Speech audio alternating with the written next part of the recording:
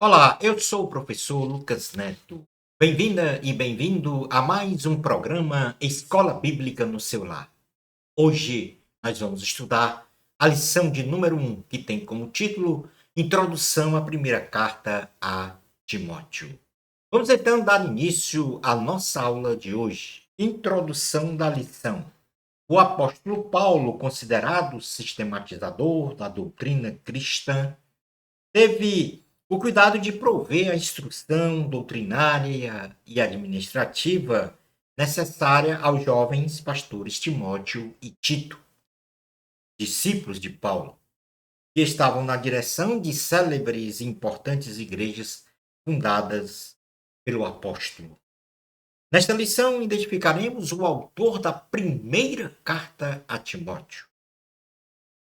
Identificaremos a data da redação da carta, os propósitos da primeira carta a Timóteo.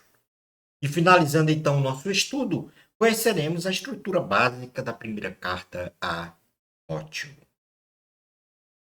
Vamos então agora identificar a autoria da primeira carta a Timóteo. Os estudiosos mais conservadores da Bíblia Sagrada apontam o apóstolo Paulo como o autor da primeira carta a Timóteo, sendo seu destinatário o próprio jovem Timóteo. E isso está escrito. Na primeira carta a Timóteo, no capítulo 1, versículos 1 e 2, diz: Paulo, apóstolo de Cristo Jesus, pelo mandato de Deus, nosso Salvador, e de Cristo Jesus, nossa esperança, a Timóteo, verdadeiro filho na fé, graça, misericórdia e paz da parte de Deus Pai e de Cristo Jesus, nosso Senhor. Timóteo era oriundo da colônia romana chamada Listra, a província da Galácia. Ele era filho de um pai gentil e de uma mãe judia. Pai gentil, ou seja, não judeu. E filho de uma mãe judia de nome Eunice, tendo sido criado pela sua mãe e pela sua avó Lloyd, as quais o instruíram no entendimento da palavra de Deus. Timóteo foi colaborador do apóstolo Paulo em suas viagens missionárias, tendo sido um importante obreiro na obra do Senhor. E isso está demonstrado no livro de Atos dos Apóstolos, no capítulo 16, versículos 1 ao 5, que diz: Chegou também a Derbe e a Listra. Havia ali um discípulo chamado Timóteo, filho de uma judia crente, mas de pai grego. Dele davam bom testemunho os irmãos em Listra e Icônio. Quis Paulo que ele fosse em sua companhia e por isso circuncindou-o, por causa dos judeus daqueles lugares, pois todos sabiam que seu pai era gentio. Ao passar pelas cidades, entregaram aos irmãos para que as observassem as decisões tomadas pelos apóstolos e presbíteros de Jerusalém. Assim, as igrejas eram fortalecidas na fé e dia a dia aumentavam em número. Como segundo ponto da lição, nós temos a data da redação da primeira carta a Timóteo. E acredita-se que a primeira carta a Timóteo foi escrita entre 62 e 64 depois de Cristo pelo apóstolo Paulo, sua quarta viagem missionária. Quanto aos propósitos da primeira carta a Timóteo, nós podemos resumir em três pontos principais os propósitos da primeira carta a Timóteo. Então, o primeiro propósito desta carta, esta primeira carta a Timóteo, é orientar a estrutura organizacional e espiritual que uma igreja cristã deve ter. Como segundo propósito, o apóstolo quis instruir sobre o ministério de ensino da palavra de Deus, como deve ser realizado o ensino da palavra de Deus. E como terceiro propósito desta carta, o apóstolo quis estabelecer parâmetros de caráter moral e espiritual aos membros da igreja e também aos ministros. seja, aos líderes. E nós vamos detalhar isto na estrutura básica da primeira carta a Timóteo. Nós vamos dividir em 4 pontos. Então, a primeira carta a Timóteo, em sua essência, forma resumida, aborda 4 pontos fundamentais que revelam uma orientação à igreja e às lideranças pastorais quanto ao ilibado, comportamento moral, ético, social e, sobretudo, espiritual, além de outras questões relacionadas à igreja e ao próprio Evangelho de Cristo. E nós vamos iniciar, então, quanto ao Evangelho de Cristo. O apóstolo ele fala em 2 pontos fundamentais nesta relação com o Evangelho de Cristo. Primeiro, que ele ensina a Timóteo combater as falsas doutrinas e aos falsos ensinos. E isso ele vai colocar exatamente na primeira carta a Timóteo, capítulo 1, versículos 3 a 7, que diz o seguinte: Quando eu estava de viagem rumo da Macedônia, te roguei permanecesses ainda em Éfeso, para demonstrares a certas pessoas, a fim de que não ensinem outra doutrina, nem se ocupem com fábulas e genealogias sem fim, que antes promovam discussões do que antes promovem discussões do que o serviço de Deus na fé. Ora, o intuito da presente demonstração visa ao amor, que procede de coração puro e de consciência boa, de fé, sem hipocrisia. Fiando-se algumas pessoas destas coisas, perderam-se em loquacidade frívola, pretendendo passar por mestres da lei, não compreendendo, todavia, nem o que dizem, nem os assuntos sobre os quais fazem ousadas asseverações. Como segundo ponto, quanto ao Evangelho de Cristo, Paulo diz que ele deve ser pregado para todas as pessoas. Ele fala claramente isso no versículo 8, quando ele diz: Sabemos, porém, que a lei é boa. Se alguém dela se utiliza de modo legítimo, tendo em vista que não se promulga lei para quem é justo, mas para transgressores, rebeldes, irreverentes e pecadores, ímpios e profanos, parricidas e matricidas, homicidas, impuros, sodomitas, raptores de homens, mentirosos, perjuros e para tudo quanto se opõe à sã doutrina. Segundo o Evangelho da glória de Deus, bendito do qual fui encarregado. E isso é, vamos dizer, ratificado pelo Senhor Jesus quando ele está escrito em Marcos, capítulo 16, 15 e 20, a grande comissão dada pelo Senhor Jesus à igreja, e de por todo o mundo e pregar o Evangelho, palavra de Deus para a salvação e vida eterna da humanidade. Nesta carta ainda, nesta primeira carta, Paulo vai falar sobre os ministros de Deus. E o primeiro ponto que ele fala com relação aos ministros de Deus é que o ministro de Deus ele deve ser uma referência. Ele, como ministro, deve ser uma referência para a comunidade, para a igreja. Como Paulo foi. E esta referência, claro, que é uma referência bíblica. E isso está escrito na primeira carta a Timóteo, no capítulo 1, versículos 12 ao 17, quando ele diz assim: Sou grato para com aquele que me fortaleceu, Cristo Jesus, nosso Senhor, que me considerou fiel, designando-me para o ministério.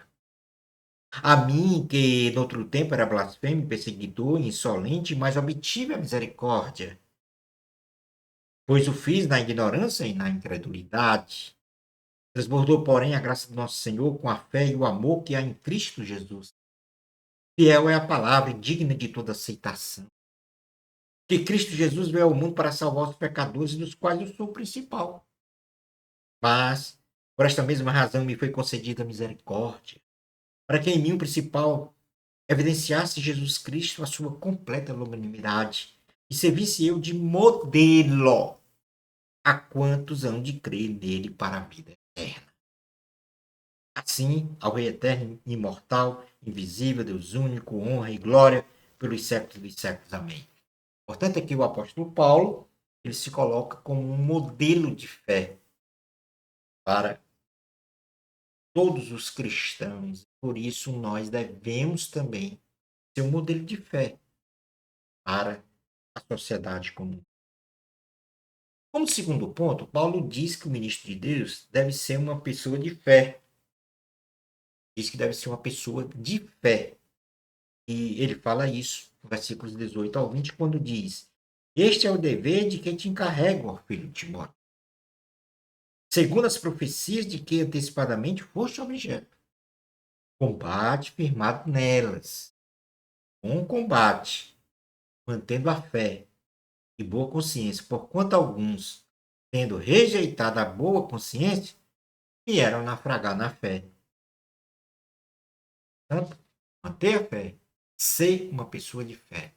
Terceira virtude, assim, o ensinamento para o ministro de Deus é que ele deve possuir as virtudes de bispo e diáconos exaradas na Bíblia Sagrada. Ou seja, as qualificações para o exercício do ministério. E isso a Bíblia traz, as qualificações, essas virtudes. E está escrito na primeira carta a Timóteo, capítulo 3, versículos 1 ao 13. E eu vou ler apenas a parte que se refere à questão dos bispos, porque tem qualificações de bispo e diáconos, e elas são muito semelhantes. Eu vou ler só a parte que é pertinente aos bispos. Diz assim: fiel é a palavra. Se alguém aspira ao episcopado, excelente obra almeja.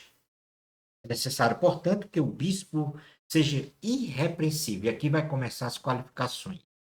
Seja irrepreensível, esposo de uma só mulher, temperante, sóbrio, modesto, hospitaleiro, apto para ensinar, não dado ao vinho, não violento, porém cordato, inimigos de contendas, não avarento, e que governe bem a própria casa, criando os filhos sob disciplina, com todo respeito. Pois se alguém não sabe governar a própria casa, como cuidará da igreja de Deus? Não seja neófito, para não suceder que se ensoberbeça e incorra na condenação do diabo. Pelo contrário, é necessário que ele tenha testemunho, ou bom testemunho, dos de fora, a fim de não cair no opróbrio e no laço do diabo. E, portanto, o apóstolo quer dizer aqui é que quando o ministro ou uma ministra, Deus, atuar numa sociedade, estiver no meio de uma comunidade, as pessoas tenham o mais alto respeito e relevo, dizendo assim: aí é um homem de Deus, esta aí é uma mulher de Deus, pelas suas qualificações não artificiais, mas que sai de dentro dela, e de dentro desta pessoa. Esta pessoa é governada pelo Espírito. Como terceira virtude, é ser fiel e diligente no ministério.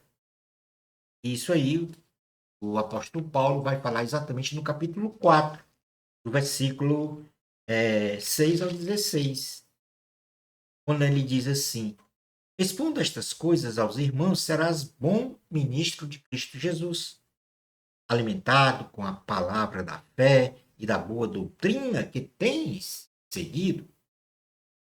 Mas rejeita as fábulas profanas e de velhas caducas. Exercita-te pessoalmente na piedade, pois o exercício físico para pouco é proveitoso, mas a piedade para tudo é proveitosa, porque tem a promessa da vida que agora é e da que há de ser. Fiel a esta palavra, digna de inteira aceitação. Ora, para esse fim, labutamos e nos esforçamos sobremodo, porquanto temos posto a nossa esperança no Deus vivo, Salvador de todos os homens, especialmente dos fiéis. Ordene e ensina estas coisas. Ninguém despreze a tua mocidade, pelo contrário, Torna-te padrão dos fiéis. A palavra, no procedimento, no amor, na fé, na pureza. Até a minha chegada, aplica-te à leitura, à exortação e ao ensino. Não te faças negligente para com o dom que há em ti, o qual te foi concedido mediante profecia, com a imposição das mãos do presbitério.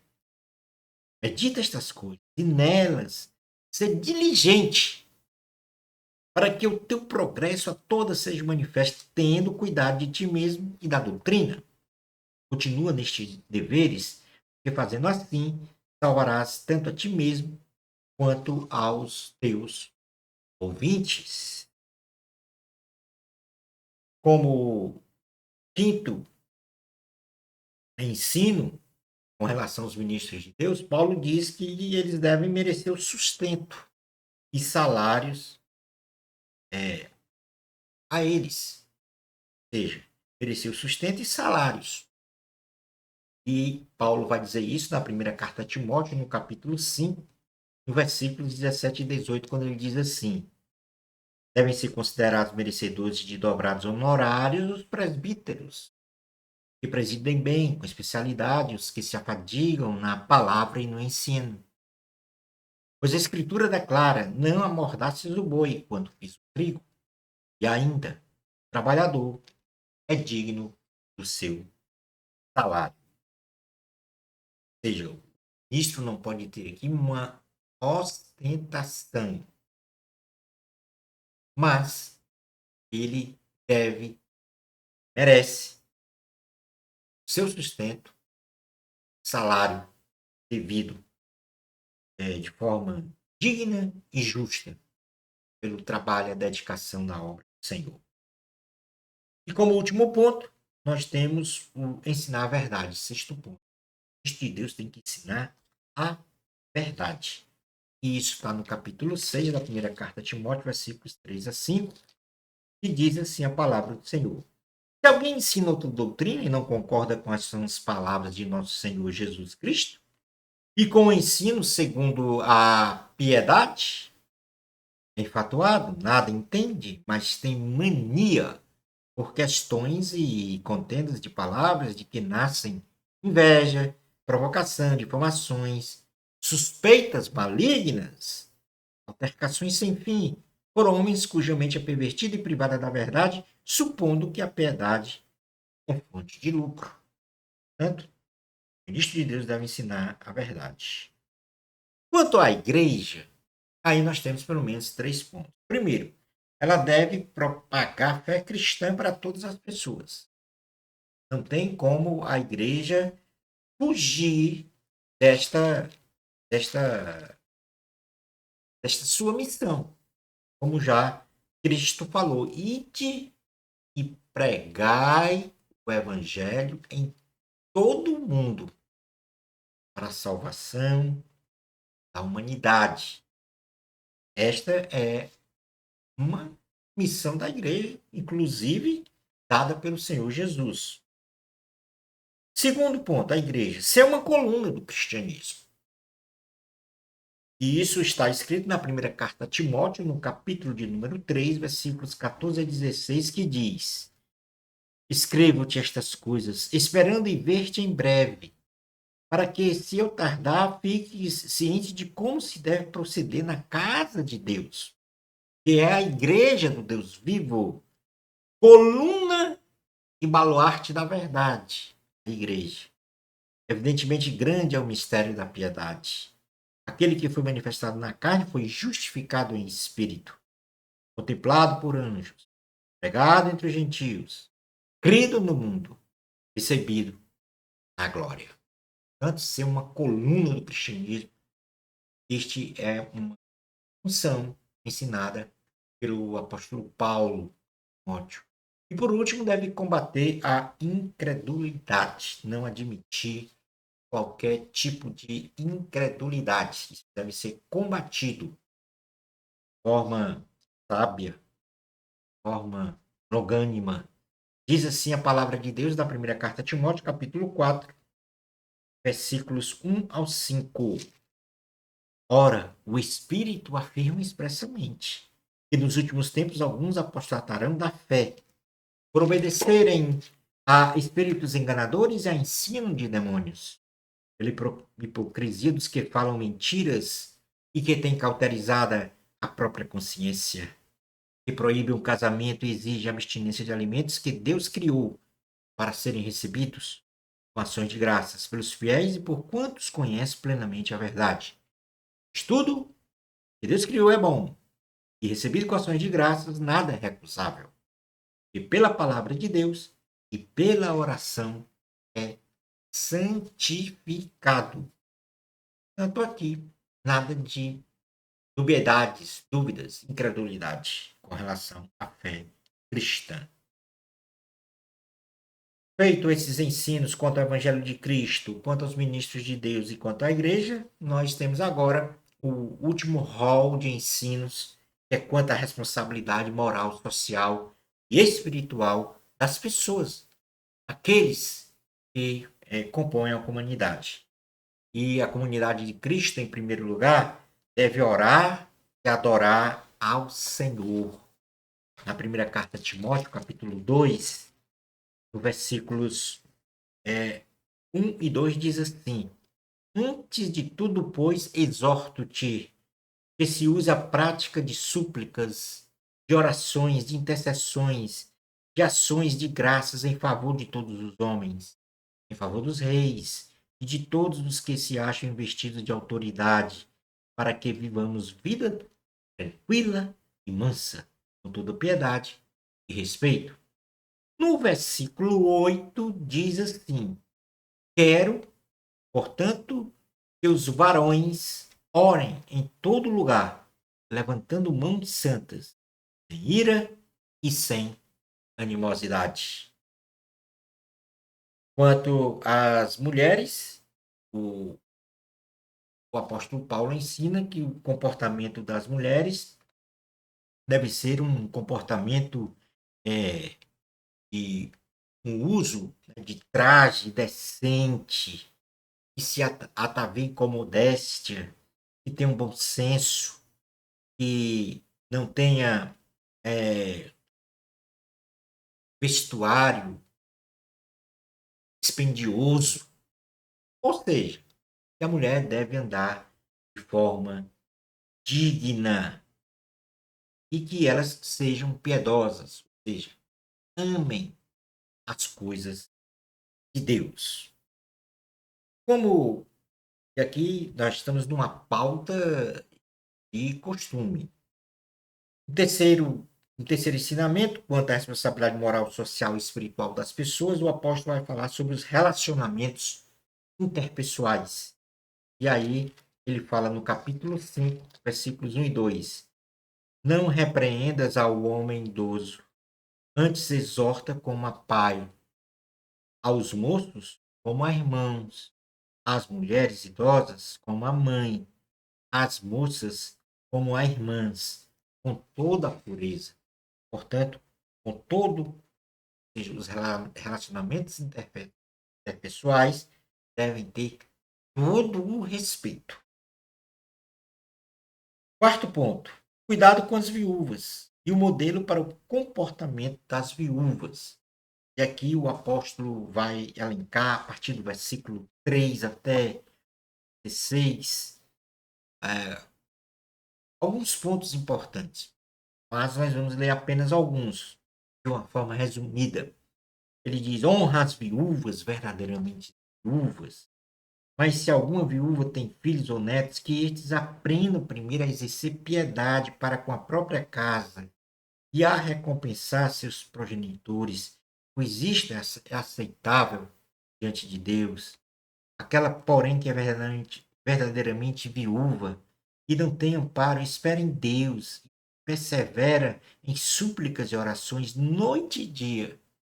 Entanto, que se entrega aos prazeres, mesmo viva, está morta. Prescreve, pois, estas coisas, para que sejam irrepreensíveis. O outro ensino é o relacionamento entre servo e senhor. E aqui nós estamos falando uma pauta moral, social, espiritual. ele fala na primeira carta a Timóteo, escreve na primeira carta a Timóteo, no capítulo 6, versículos 1 ao 2, quando ele diz assim: todos os sete servos que estão debaixo de jugo considerem dignos de toda honra o próprio Senhor, para que o nome de Deus e a doutrina não sejam blasfemados. Também os que têm Senhor fiel não tratem com desrespeito, porque é irmão, pelo contrário, trabalha ainda mais, pois ele que partilha do seu bom serviço é crente e amado, ensina e recomenda estas coisas. Então, aqui a questão da dependência entre servo e senhor, aquele, vamos dizer, na nossa sociedade de hoje, quem é empregador e empregado. E, por último, o apóstolo ensina que nós devemos nos desapegar do dinheiro. Por que isso? Ele diz, então, na primeira carta de Timóteo, capítulo 6, versículos 6 ao 10, o seguinte: de fato, grande fonte de lucro é a piedade como o contentamento. Porque nada temos trazido para o mundo, nem coisa alguma podemos levar dele. Tendo sustento e com que nos vestisse, estejamos contentes. Ora, os que querem ficar ricos caem em tentação e cilada, e em muitas concupiscências insensatas e perniciosas, as quais afogam os homens na ruína e perdição. Porque o amor do dinheiro é raiz de todos os males. E alguns dessa cobiça se desviaram da fé e a si mesmos se atormentaram com muitas dores. O apóstolo Paulo não está dizendo aqui a Timóteo que a pessoa não pode ser rica no sentido material, ou seja, o que ela não pode realizar é colocar essas riquezas em seu coração, no lugar de Deus. E quando se ama mais as riquezas, no caso aqui ao dinheiro, se traz este amor ao dinheiro, este apego ao dinheiro, é uma raiz de males subsequentes que vem a partir deste amor ao dinheiro. Paulo não está proibindo aqui que a pessoa tenha bens materiais, assim o Senhor conceda. Ainda nesta primeira carta a Timóteo, no capítulo 6, versículos 17 a 19, olha o que o apóstolo diz: exorta aos ricos do presente século que não sejam orgulhosos, nem depositem a sua esperança na instabilidade das riquezas, mas em Deus. Porque tudo nos proporciona ricamente para o nosso aprazimento. Que praticam o bem, sejam ricos de boas obras, generosos em dar e prontos a reparar, a repartir, melhor dizendo. E acumulem para si mesmo tesouro sólido fundamento para o futuro, a fim de se apoderarem da verdadeira vida. Tanto o apóstolo aqui está falando que a pessoa não deve colocar a sua confiança no dinheiro, de forma nenhuma, mas que seja generoso para acolher as pessoas, para repartir, assim, atender as necessidades das pessoas, não só no sentido material, mas sobretudo espiritual. Concluindo então a aula de hoje, nesta lição, aprendemos que a primeira carta a Timóteo foi escrita pelo apóstolo Paulo, na data provável entre 62 e 64 depois de Cristo. Esta carta traz em linhas gerais, em seu bojo, a orientação de como deve ser a estrutura organizacional e espiritual da igreja cristã, forma de como deve ser ensinada a palavra de Deus e, por fim, estabelece parâmetros de caráter moral, social e espiritual que devem ser exercidos pelos membros da igreja cristã. Shalom Adonai. Bênçãos especiais de Jesus para você, amor a Cristo, a glória de Deus. Na próxima lição, nós vamos estudar a lição 2, problema dos falsos mestres. Então, daqui para frente, nós teremos mais 12 lições para estudar sobre as cartas pastorais. Primeira carta a Timóteo, segunda carta a Timóteo e a carta a Tito. Que Deus lhes abençoe abundantemente, em nome de Jesus.